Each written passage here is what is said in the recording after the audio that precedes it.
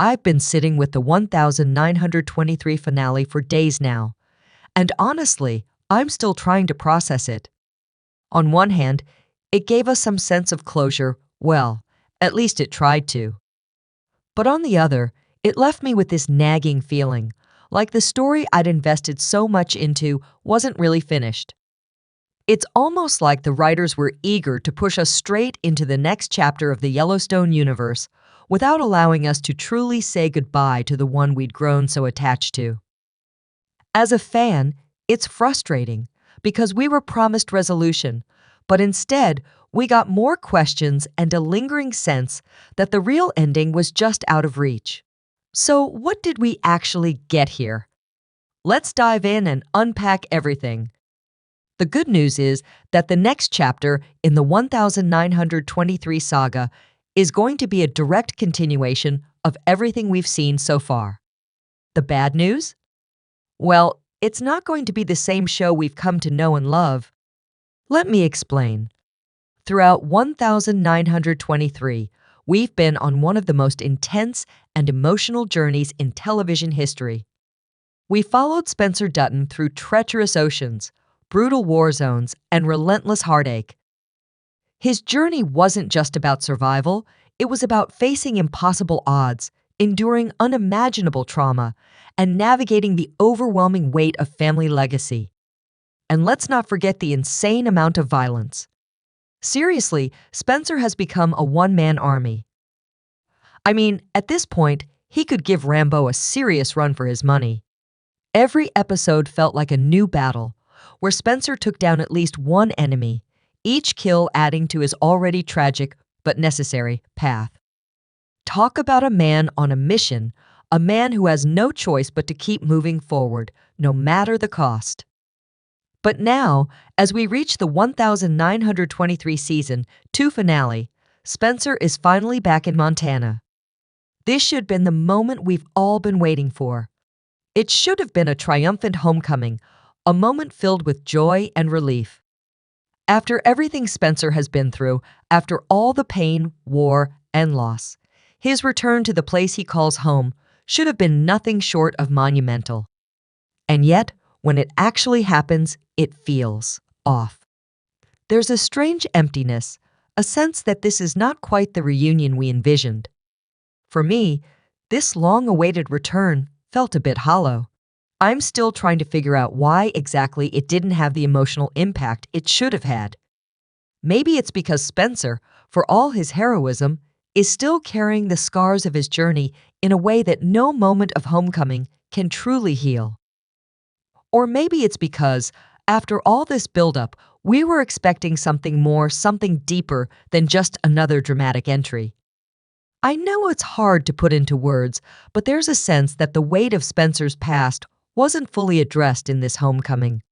It almost felt like we were just pushed forward, too quickly, into what comes next without giving this moment the time and respect it deserved. This could be a setup for something bigger, but at this point, I can't help but feel like we were left wanting more from this pivotal return. Spencer's return to Montana was supposed to be the dramatic payoff we've all been waiting for, right? But when he shows up, takes down 5 men, shoots Donald in the head, and just like that, it's all over. I have to ask myself, is that really how we're going to wrap up this massive arc? After all the buildup, all the years of waiting for Spencer to come back and face down the biggest challenges, the man who was supposed to be the savior of the ranch, the one who would put an end to the chaos, this was the resolution we get. It doesn't sit right with me. Sure, I've been cheering for Spencer the entire time, hoping that he'd come in and finally bring peace to the ranch, and I was genuinely excited to see him return. But when I break it down, I can't help but feel that the way this whole thing played out was rushed, almost too easy. Did it really take just one surprise visit and a single bullet to take down Donald, the most powerful businessman in the state? Just like that, no struggle, no intricate planning, no real consequences? Donald's death, while satisfying on the surface, just felt too simple, too quick. It's almost as if we were denied the chance to see the full depth of the conflict play out. After everything Spencer went through his journey across oceans, the wars, the trauma, the heartbreak, did he really deserve to come back for a single action sequence to wrap up his story? What about the emotional weight? The sense of a hard-fought victory? This whole thing feels like a missed opportunity to truly resolve Spencer's arc in a way that felt earned, something that could have left us with a more satisfying conclusion. I don't know about you, but for me, it doesn't make much sense. Sure, we've been craving closure, but this felt too rushed, too abrupt for all the tension that had been building. Was the payoff worth the wait? Or did it all just fall flat? Drop your thoughts in the comments. I'm really curious to hear what you think. Did the finale hit the mark for you? Or did it leave you feeling a little empty like it did for me? Let's talk about the pacing of that finale because, to me, it was a total disaster. It felt like the entire season's worth of plot lines was shoved into a mere 2 hours, racing towards some kind of resolution without giving any of it the space it needed to breathe. We didn't just rush through the story. It felt like we trampled right over it, leaving key moments and emotional beats in the dust. By the end of it, I was mentally exhausted. I don't know about you, but it honestly felt like I had been hit by a bus. Am I the only one who feels completely overwhelmed by the way the finale was rushed, or did you guys feel the same way? I need to know if I'm alone in this. Let me know your thoughts in the comments.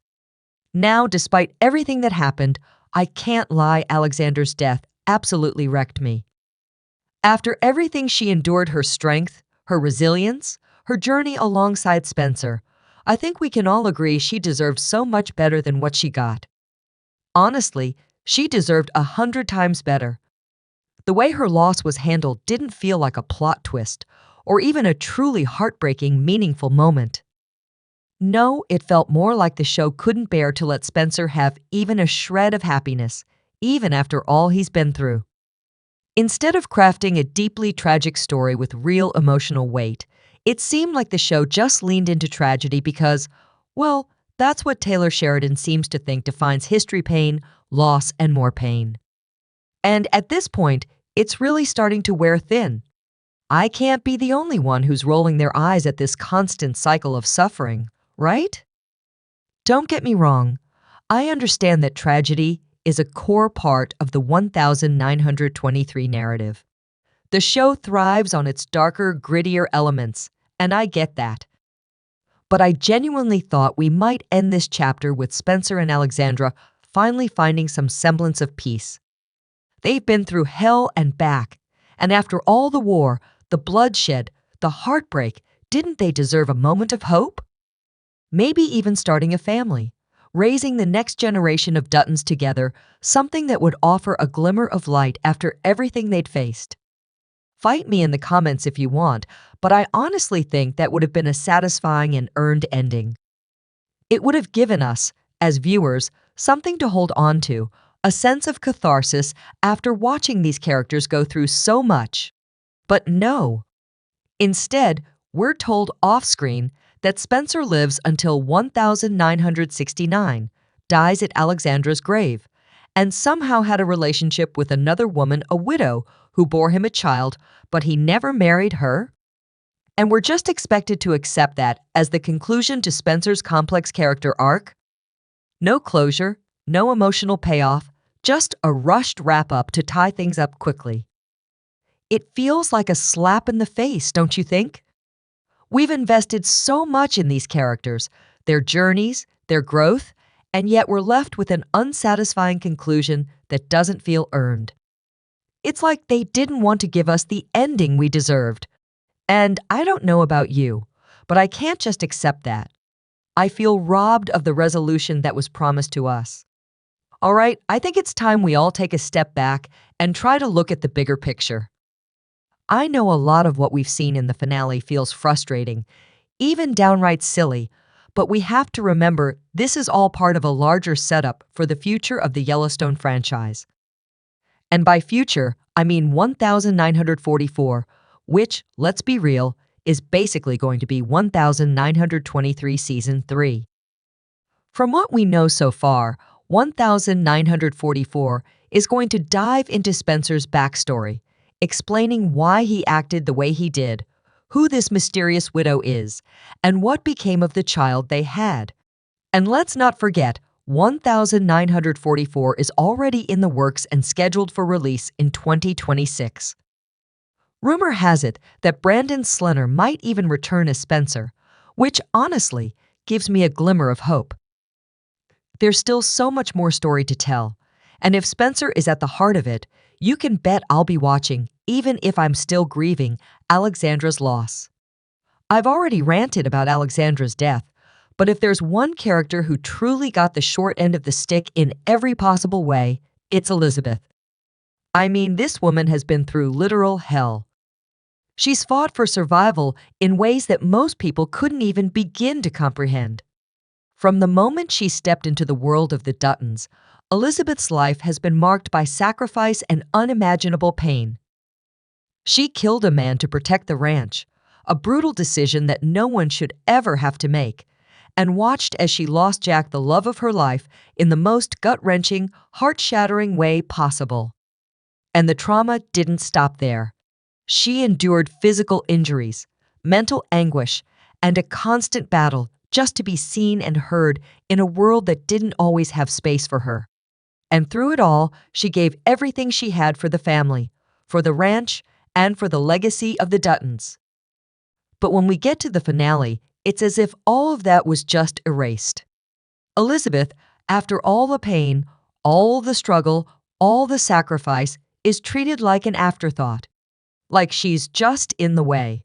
To me, it felt like the show didn't know what to do with her anymore now that Jack was gone, so they just pushed her aside without a second thought. Even Kara, a character I usually adore, completely brushes Elizabeth off.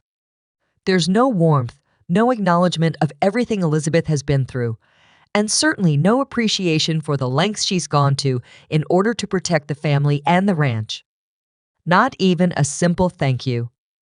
And honestly, it felt downright cruel. To me, Elizabeth's treatment in the finale was a slap in the face.